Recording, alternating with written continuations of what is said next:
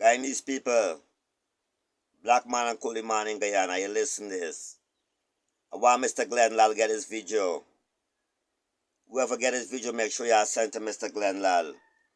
Guyanese people, y'all listen to this world news. What a go for in Guyana right now. This is an agreement that was made between the government of Guyana and ExxonMobil. Yes, ExxonMobil has far superior way to beat the Guyanese people in any negotiation around the world, but the willingness of the government to participate in this is something that does need to be addressed, and but it's not going to change because they've made it clear that this is the plan, and the plan will be to allow lax enforcement, to allow this really lopsided fiscal deal to continue, and to use the resources that do come in, which are substantial. I'm not going to say that's not true. That is, but to use it in a manner. In a pretty standard economic development manner where the politicians control it at the top and it doesn't get down to the benefits of the people. But Exxon's got some very big finance and economic problems that have not been brought to light and need to be brought to light. They need to be transparent. And the people of Guyana really, in terms of their government, they had better learn how to fight back. Because we've seen what happens when they don't. Okay. I mean, Arthur, are you still convinced that this isn't just going to be profitable, but actually there is a way to make it profitable for all, even though, and it's interesting to hear Tom speak about ExxonMobil's own financial issues right now, and also hearing Melinda mention, the peak oil issue, that the consumption is going down, that we won't have the same demand. I saw you respond slightly to that as well. You might not think that's true. Yeah, I mean, I agree with Tom with the fact that the existing PSA, the production sharing agreement for the Stabroek Block, is quite one-sided, and it's a very, very favorable deal for Exxon. For future deals, you have to restructure the profit oil that goes to the Guyanese government. You also have to increase the taxes that Exxon has to pay. In the existing PSA, Exxon does not pay taxes. So you definitely have a lot of room to improve production sharing agreements moving forward. There's calls to revise the existing one because that's, it covers the Stabroek Block, which is where all the profit's coming. There's some merit to that. But then you also have to think about, the validity of contracts and how that will be impacted. In terms of peak oil and gas, it's important to think about long-term sustainability for the world. For sure, you want to decrease oil and gas extraction as much as you can. But I think Guyana has a type of crude that's light, that is less environmentally damaging that you see in some other countries, developed countries that have already extracted all those resources in the past.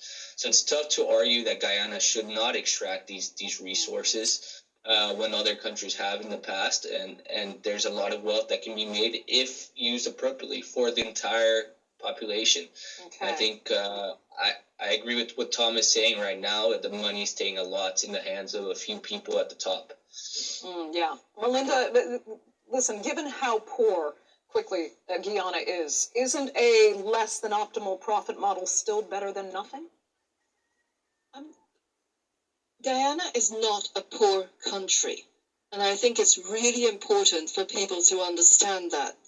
This is a country that is and always has been extremely rich in natural resources. The people are poor, and the reason the people are poor is that for 6 decades, the politicians of Guyana have squandered the money that has come in. All that is happening with oil is that it will make it worse. Yeah, hear that? So both parties want change. All them going to thief and squander the fucking money because the country in poverty. Are you rich Guyana rich? You're supposed to live in better off in Guyana. You're supposed to suffer and living in poverty in Guyana, mother's-con. Every one of them going to thief the fucking money. Both parties want to come out, mother's-con. You want young set of people, fresh fucking people. You want freedom fighters. Revolutionists, not them fucking puppet, but the fucking colonial slave master put in there for dig out and thief fucking wealth and resources that they're doing in Africa, in a Niger, in a Burkina Faso, in a Guinea. Big up to the EFF. Big up to Professor Labomba in South Africa. And Mr. Sanzillo gave a very good example of how politicians are now using that money for their own purposes. You played an extract from the president's speech in which he talked about supporting infrastructure and economic transformation. That is not the role of the government. The government's job is to take care of the people, and the people will decide what happens with the economy. You free up the economy to competition within the country and let the market decide. You do not have the government making business decisions, and that is exactly what is going on now. And the government is not competent to make business decisions. So when we hear all this talk about the oil wealth, first of all, there is no oil wealth because it's a very bad contract. Secondly, all the risk is on Guyana. And thirdly, when people talk about the fourth richest reserves or the fourth largest reserves of oil, what we're really talking about here is a country that now has the fourth largest reserves of stranded assets because these will not be burned. Okay, Melinda, that will have to be the final word. Unfortunately, we're out of time for this edition of the Newsmakers. I'd like to thank all three of my panelists sincerely so much for joining us, and our viewers, of course, for being with us as well. Remember, you can follow us on Twitter. Wake up, robbery, thief. I will sit down and watch this again. I got to watch world news, watch what I go on for away. So now bank on America come back away, America come back away. You see what America do to fucking Ukraine? You see what go on in Gaza? America come back fucking with the next war front open for America here now. And when the war started, China go kick off of fucking Taiwan.